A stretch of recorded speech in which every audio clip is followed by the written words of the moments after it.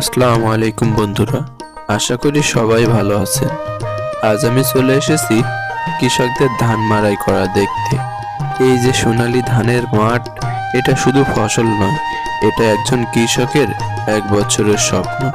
ভোরের কুয়াশা ভেদ করে যে মানুষগুলো মাঠে নামে, তাদের হাতে নেই বিশ্রাম, আছে শুধু আশা।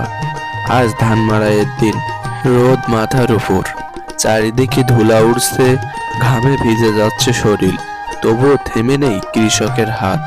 কখনো হাতে, কখনো মেশিনে ধান মাড়াই চলছে অবিরাম।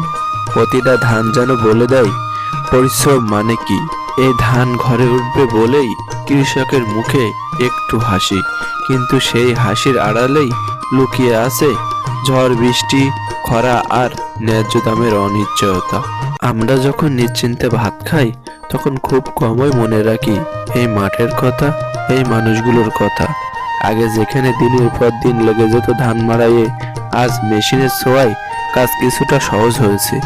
তবুও পরিশ্রম কমেনি, কারণ কৃষক জানে এই ধানই তাদের জীবন, এই ধানই তাদের ভরসা।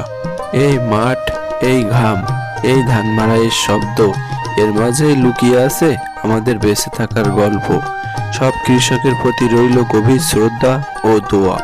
আপনাদের পরিশ্রমেই বেঁচে আছে বাংলার মানুষ। সর্বশেষে একটা কথাই বলি, আসুন আমরা সবাই কৃষকদের সম্মান করি। ভিডিওটা ভালো লাগলে কৃষক ভাইদের উদ্দেশ্যে হলেও শেয়ার করে দিবেন।